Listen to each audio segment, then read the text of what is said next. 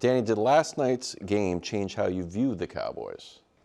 No, not at all. I think it'd be kind of crazy to change your opinion of the Cowboys because they beat the Raiders. Like I think that would. Some people thought the Raiders could be cool. Yeah, sure. But 11 games ago, right? Yeah, we have a large sample size now to understand that we should change our prior convictions on football teams. So no, I don't. The Raiders are one of the worst teams in football, and Dallas thoroughly dismantled them, and Dallas blew it. Like I think you guys have been talking about a path to the playoffs and in the hunt, and sure, that's all reasonable. That's kind of what this time of the year is for. But they lost to Carolina, they lost to Arizona. Yeah, like they blew it. Like they lost to Chicago. They lost to Chicago. I mean, just keeping it real. Yeah. I think they should be able to beat Chicago. And it certainly, if you're a real contender, you should. So last night, I don't think is enough. Talk to us in a couple of weeks, maybe some big wins.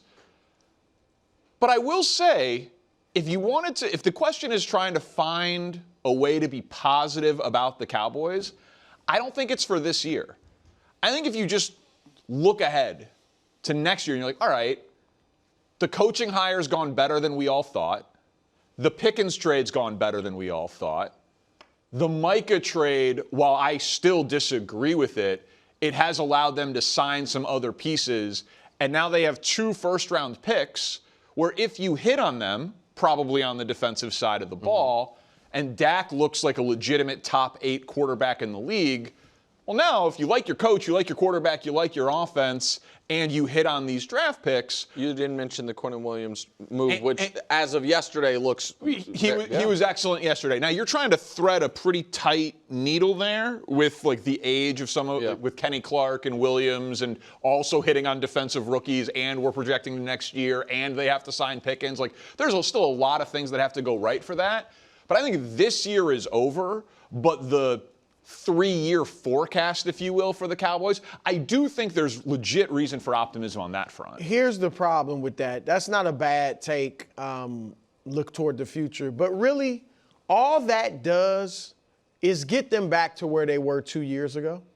2, 3, 4 years ago when they were winning 12 games, and they were good. But they just couldn't get it done in the big moments with this quarterback. Now, it's a different coach, but it was a Super Bowl winning coach. Like, they were so bad last year because of injuries. They've been bad this year, and like you said, blown games they should have won. That now we're just looking at, you know what? If they could just next year get a few guys, improve the defense, and be pretty good, then we'll look. That's where they've been. Like, and that's the problem with the Cowboys. Like, you've talked about a lot. They've reset the timeline. So now it'll look good if, next year they win 12 games and get beat in the second round of the playoffs. It'll look good. But when your quarterback is Dak Prescott in his, I don't know what it'll be, 11th, 12th year at that point, that's not good enough. No, that was they had 3 straight years of essentially that, and it was enough to put Mike McCarthy on the hot seat. If they have that year next year, it might be enough to win Brian Schottenheimer Coach of the Year. Yeah. So you're like, as but far as in the resetting, grand scheme, right? The expectations that it doesn't change that you'll have them permanently SBOB and permanently skeptical of them on that front. Last night's game didn't change how I view the Cowboys, with the caveat of I am open to the possibility that what I am attributing mostly to the Raiders' total incompetent offensive line, which if we are, and I said this earlier, like when we argue about Justin Herbert and his offensive line, I think we saw last night the worst offensive line in football. Herbert might have the second worst. I think the Raiders, it's the worst in football. And that's when it was healthy, it was bad. It's gotten injured, it's way worse. Probably should have drafted Ashton Genty. Yeah, well, I mean, I think the idea there was that he would be able to make do. He has not been able to make do. Chip Kelly's been bad. Whatever. That's not the point. Point is, I am really interested in how this Cowboys defense holds up against the Philly offensive line. That, granted, won't be the same without Lane Johnson. And then against the Chiefs on Thanksgiving, because I do think that while the math on making the playoffs might be really hard, them being a very difficult team to beat could be real if the defense can just be average. Because I do think this is one of the best offenses in football. Dak's having a great year, and this is the best pair of receivers he's ever had. I think one of the best in the league, arguably the best right now, like this season. Arguably. Yeah, sure. I mean, Phillies is great, but they're not being utilized. Yeah, and it's certainly arguable. And so, your guy Javonte Williams has been the offense is, it is hard, and this is a point you've made for a long time, but it's true. Despite the fact that you've made it a long time, it happens to be true. Wow. Thanks, buddy. If you have a great offense, your floor should be very high. Cincinnati last year. Right. Cincinnati kind of tested that theory or pushed it to the brink. The Cowboys are doing something very similar. Cincinnati, we had no reason to believe they were going to have a mid-season defensive renaissance. The Cowboys, to your point earlier, Brew, have gotten a lot of guys back from injury and traded for Quinnen Williams. So maybe, again, this is glass very half full, maybe they can have the 15th best defense moving forward, in which case, if you have 15th best defense and the 4th best offense, you are more than live in every game. No, I think that's a great – Danny, you don't – I'm with Nick in that the defense does make you wonder. I get it. It was the Raiders. This graphic is the guys they got back yesterday. 6 new players on defense, whether it's coming back from injury. And Overshown is good. Hooker's been good. Obviously, Quinnen Williams. Logan Wilson's okay. Those are significant names to just make them pretty good. Make a big difference. Yeah, I think they make a big difference. So, can the Cowboys play spoiler? Absolutely. Can the Cowboys win a game where they're a 6-point underdog? Of course. Mm-hmm. The problem is they dug themselves too deep of a hole. They have to go 6-1. They have to go 6-1, and they don't have an easy schedule. But we should throw it up, right? Because the schedule is, if it is find 6 wins, what team in the league with that 7-game stretch would you even pick to go 6-1? Is there one? No. Would you pick the Rams to go 6-1 in that schedule? No. Would you pick Philly to go 6-1? Obviously, Philly can't. Plays itself. Philly can't play itself, but you understand what I'm saying. If instead of Philly it was Dallas, it's such a tough schedule that I don't think we'd pick anyone to go 6-1. So I certainly am not picking the Cowboys. If they beat the Eagles, they can beat the Eagles. They can beat exactly any given week. And it's a short week, and that game's in Dallas. No. Right? Oh, it's in. Thanksgiving's in KC. Oh, Thanksgiving's in Kansas City. Okay. Well, that's a little. Am I wrong on that? No, you're definitely wrong. Oh, I'm sorry. I misspoke. No. Thanksgiving's always in. As soon as I said it, I was like, always in Dallas. I was like, how would it? So they stay there. Yeah. I mean, Detroit they and stay. You guys travel. We'll see how this Colts game is. Wow, optimism. He's dying to get the Cowboys. I'm trying to find a path. Can I say something real quick? It's that also, my mistake there reveals that somewhere I think the Cowboys are a good team. Because the reason I was saying, because I've said all throughout the day that game's in Arrowhead. Yeah. Because I know that every game the Chiefs have left against teams with a winning record is in Arrowhead. I just know the Colts game, the Chargers game. And so in my head, I just thought the Cowboys were in that group. So that even though obviously Thanksgiving's always in Dallas. So that does. They're be dangerous. rocking, and all of a sudden, They're dangerous. dangerous. Lose to the Lions and win out. Dangerous. Yeah. I think they're. But to Danny's point, they've lost games. I get it. Carolina is improved. If you're Dallas, you're supposed to beat Carolina. This isn't a great Carolina team by any stretch. You're supposed to beat Arizona. In this week's episode of Top 10 Tuesday. Get ready for a perfect top 10. I debated this one for a long time, and this is about as much respect as I could possibly give to, as Nick has pointed out all show, the 9 seed in the AFC. Still me thinking that they are the 10th best team in the NFL. Mahomes has been bad now for a couple of weeks. He has not been bad all season. I expect them to turn it around, but let's just get right to the 9th team if we can, because this game is wildly fascinating on a number of levels, because the number 1 offense in the NFL, coming off of a bye, goes to Arrowhead. And it's a 3-point spread in the game. So I don't know what you're going to be able to do to contort yourself into thinking that the Chiefs are still contenders or that they deserve to be on these lists if they lose that game to Indy. And it's just an awful spot. But I will say, the last time I thought that the Chiefs offense just didn't look right and like, man, can they win a shootout? They won 37-20 against Baltimore. So maybe this is the game that the Chiefs offense Hold on, breaks real out. quick. When you say it's an awful spot, what do you, for who? Hey, like the Chiefs need a win. Yeah. And they are playing the #1 offense in the NFL coming off of a bye. Oh, okay. That's not an easy opportunity in a must-win spot for Kansas City. There's lots of easier opportunities, I would think, on the schedule there. So I just don't think it's a good spot for Kansas City. Coming in at number 8, the Detroit Lions. It's probably the worst game I've seen Jared Goff play as a Lion. Fewest points they've scored since October of 2023 when he was there. It was his lowest completion percentage game, 3rd lowest passer rating game since he's been in Detroit. I just can't drop them too much for losing to a team that I think is really good, especially on the defensive side of the ball since they got Jalen Phillips. We'll talk more about Philly a little bit later, but this is the lowest I've had the Lions all year at number 8. Coming in at number 7, Wildes' New England Patriots on an 8-game winning streak, and what they have done on the offensive side of the ball in particular in this 8-game win streak is remarkable. These are their ranks over the last 8 games on offense. Lots of firsts across the board. Yards per pass, point differential. They've been bludgeoning these teams. 15 passing touchdowns in 8 games, scoring 29 points per game. It's an offense and a quarterback that no one wants to play right now. They have played the second easiest schedule in the NFL. Coming in at number 6, another team on an 8-game winning streak. Welcome to the Top 10 Tuesday for the Denver Broncos. Broncos fans kept saying, are they going to make it? When are they going to make it? Listen, you beat the Chiefs and you get into that spot and you now have an 8-game winning streak, and we did the offense for the Patriots during their stretch. Let's look at what the Broncos defense has been during this streak. This is what they've held opponents to over 8 games. You're completing less than 60% of your passes.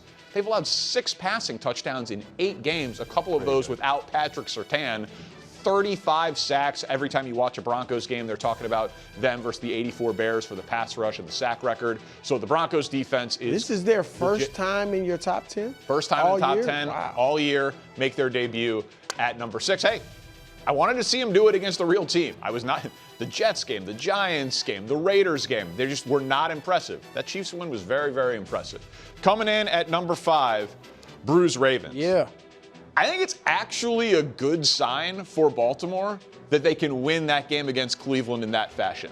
Like, Lamar was awful, and the Browns' defense was disrupting them all game. Myles Garrett, the defensive line, Derrick Henry couldn't get going. It was just like everything was difficult for the Ravens' offense, and they still won because the Ravens' defense is continuing the repeat of last year's trend of starting horrible and looking like, I don't know that they'll be the best defense in the NFL by the end like they were last year, but they're clearly a difference-making unit. And so the fact that they can win a game when Lamar doesn't show up at all, because I know Lamar will show up, still makes me think that their best is really, really scary. Coming in at number 4, the Buffalo Bills. Josh Allen, my Super Bowl pick.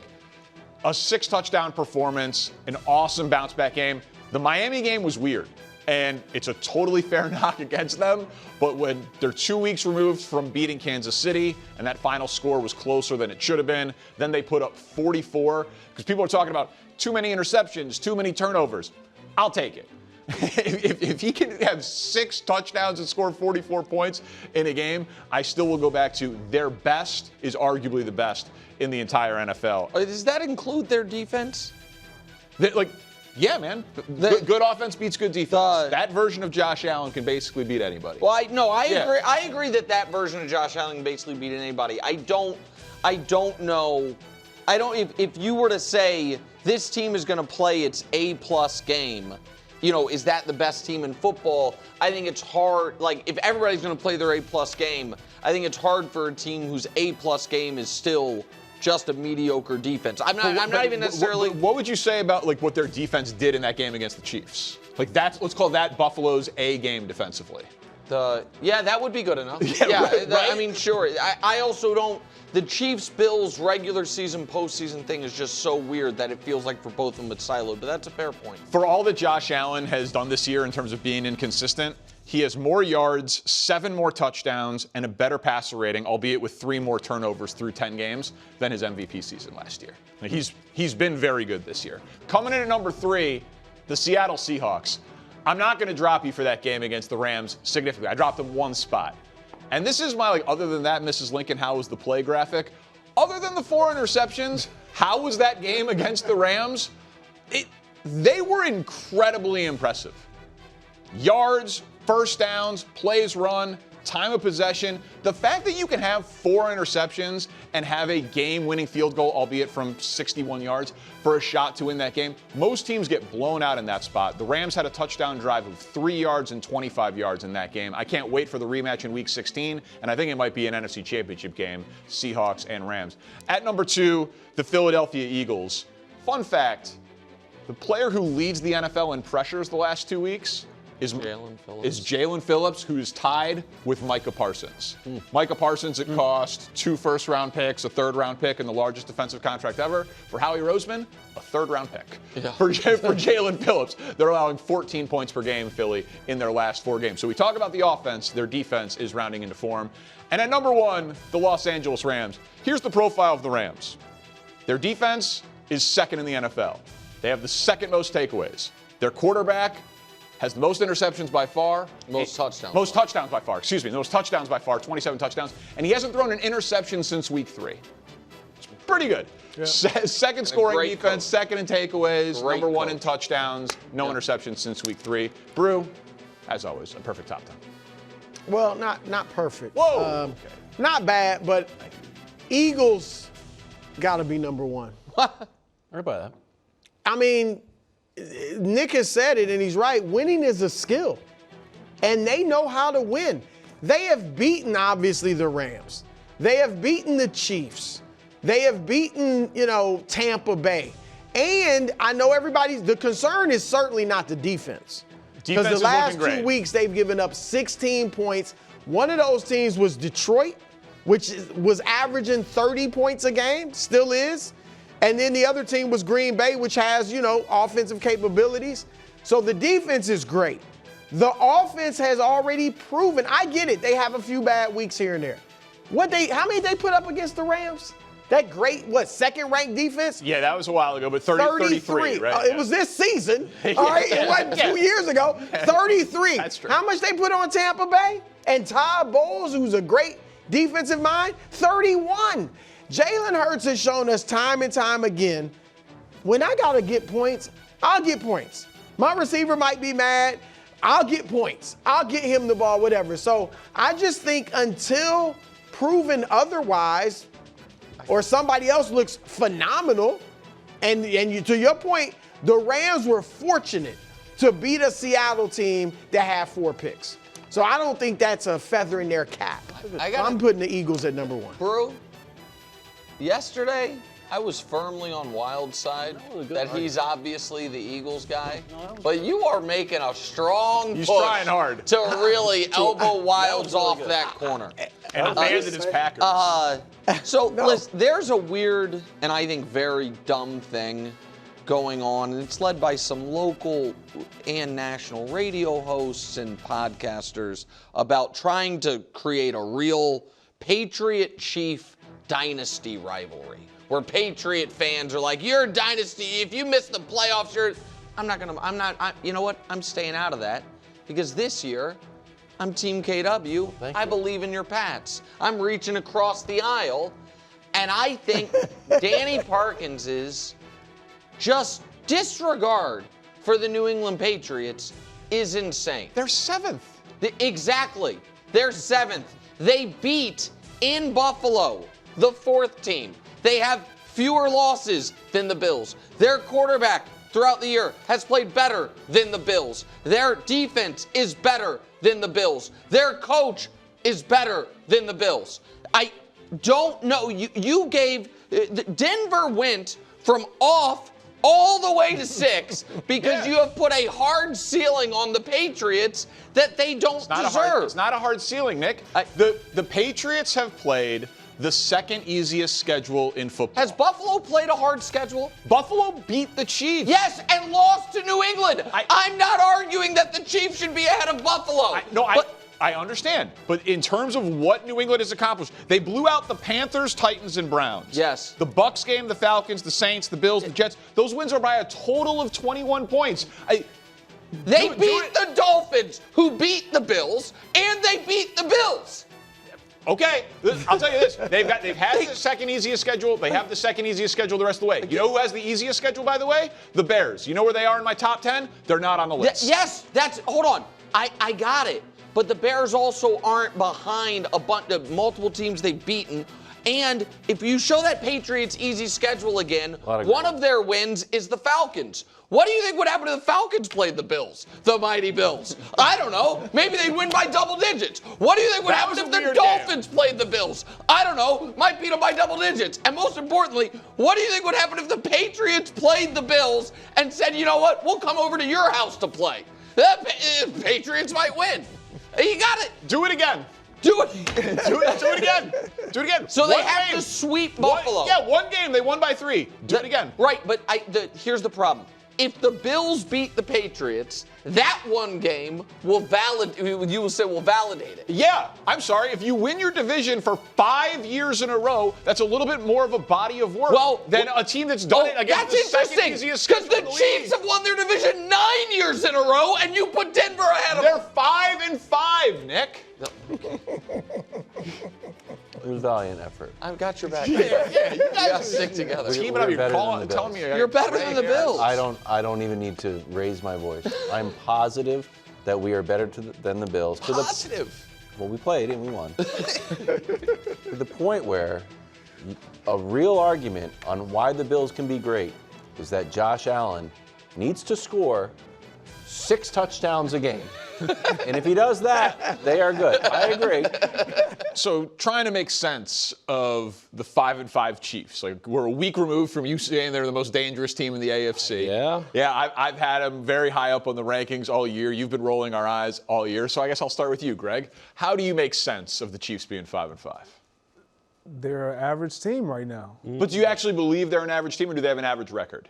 I mean, I believe that they have an average record, but this isn't the standings. It's about basically who you have on that team and what they're made of. And we're about to find out, because we talk about this team being the scariest team, even though they had a losing record because of the quarterback that they have under center, the pedigree that they have across the board throughout their personnel, coaching staff alike. And so I give them that because they've earned that right. However, the reality is setting in really fast for this team. And we're going to find out what they are. I just watched your top 10, and you have them 10th. That's right.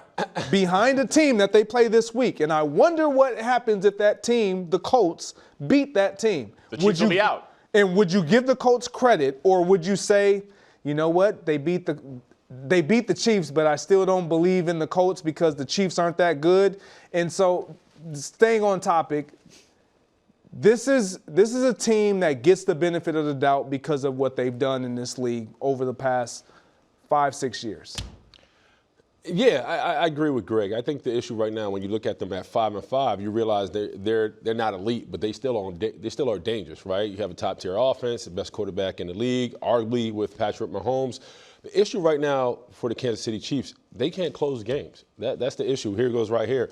I got a graphic for you if we could pop it up real quick. This is what they were in 2024, 11-0 in one-score games. In 2025, they're 0-5.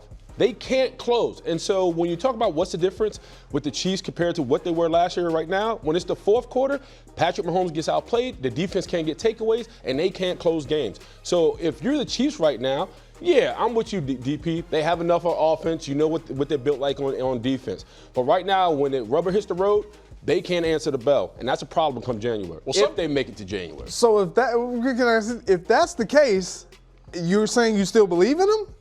No, what I'm saying right now, to your point, when they play the Colts and they got the Cowboys, we're going to see what this team is really made of because their back's against the wall. So I think at one point I started the season saying it was the end of a dynasty. You should have stuck with that. I should have stuck with it. No, but then they put a whooping on the Detroit Lions. I said, okay, my bad. But now I'm sitting here saying, I don't know what to believe. This week is going to tell me who they really are versus the Indianapolis Colts. And I think it's a mature thought process to have an opinion and then get new information and then be willing to adjust that opinion. I think everybody gives them the benefit of the doubt when they have all the rings on their fingers, right? It's kind of impossible not to.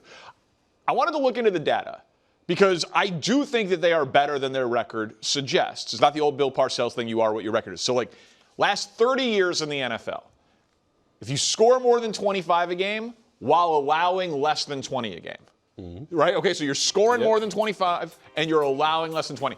Typically, through 10 games, you've got 7.8 wins. You're 8-2.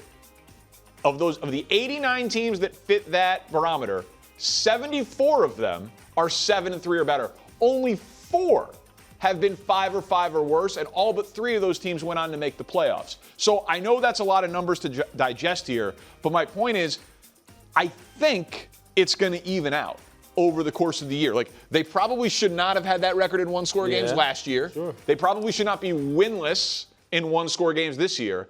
And their point differential, how good their offense is and how good their defense is, suggests they're better than a 500 team. And when we play the whole season, they'll be in the playoffs. And then if they're in the playoffs, you guys going to feel comfortable picking against them? So I'm not, because I remember the game against Baltimore when they had to go to Baltimore, and Travis Kelce was the bull in the ring, and he stuck it to the Baltimore defense. In the second half, the Baltimore Ravens played outside themselves. They ended up losing that game. So, no, I'm not going against the Chiefs in the playoffs. But what I would say is your tape is your resume. And right now, what we haven't seen this team play to the standard of which they set for us to fall in love with them. So I'm worried about the defense, and I'm also worried about Patrick Mahomes because he walked off that field with his head between his legs because of the costly interception and how this offense looked in the red zone. So, yeah, there's some legit reasons to be concerned about who the Chiefs are right now. Yeah, and you have teams across the league specifically that they have on their remaining schedule that are no longer fearful of what we are fearful of. Denver ain't, because they play him in December. Denver already beat him. The Chargers already beat him. Sure. Yeah, so and if you have this opportunity with the Chiefs, the Kansas City Chiefs sitting at 5-5, and you have the Colts up next, the Cowboys. Who can score? You have to believe the Colts are thinking, we gotta try to finish these guys off and make them put them in a place where they're 5-6, and then it looks even more daunting, almost impossible. You sound like a man who wants to pick the Chiefs to miss the playoffs. No, I'm not doubting. It's I'm not doubting the if Chiefs. that's what you want. I'm not doubting the Chiefs. I told Nick I wouldn't do that this year. See? However, they're making it very hard for me to believe in them. Number 1 offense in the league off a bye. Comes to Arrowhead this week. Massive game against Indianapolis. So as we try to set expectations here, we just all watched the Raiders play last night. They are not a good football team. Yeah. And that's obviously a much easier opportunity for Shedeur playing the Raiders with a week to game plan, knowing that you're going to be in the game, as opposed to the Ravens when your quarterback gets injured and you're replacing him. I tried to quantify it because I want to try to be fair to Shedeur. So 5th-round picks, making a start as rookies. We can do that. Like we now have the ability. Go back to 2020. That's what they do.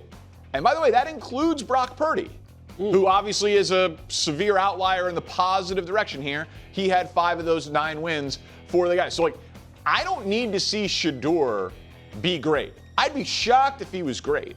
But can he play to other 5th-round picks? That's the level of which, I'm going to try to hold him to that standard. Nothing more, nothing less. Yeah, the bar is low for me. Listen, he went 4 of 16 against the Ravens and didn't look good. But now that he has a full week of preparation, I'm with you, DP. I want to see him look like an NFL quarterback. So what does that mean? Controlling the huddle, being decisive with the football, processing what the defense is trying to do to you, getting the ball out on time. There's things you need to see. There's a checklist we need to see out of Shedeur. Because why? Because of his name. And, by the way, he's playing the Oakland Raiders, right? The Raiders are a bad team. I need to see this quarterback look like he's earned the starting position against a bad outfit and look polished enough to where you say, all right, he's worthy enough to play the position right now. Look, both of these teams are bad teams. So you guys are saying they're playing against a bad team. Yeah, but the Browns have a better defense. The Raiders are looking like we're playing against a bad team. But the reality of it is for Shedeur is that he can't be bad. I understand you saying, I don't need him to be better than what the stats suggest or with the 5th-round picks. But he can't be what we saw in that showing, that small sample size of the second half against the Baltimore Ravens. And so to your point, he looks completely overmatched against Baltimore. I need him to effectively manage the game as an offensive quarterback so that even as we continue to watch him play, we walk away with seeing something that we're excited about, saying, you know what? That was an NFL quarterback play. Right. That right there was what a pro looks like. We have to see some semblance of that. Thanks for watching. Subscribe here to get more from the show and to check out clips from other shows on FS1.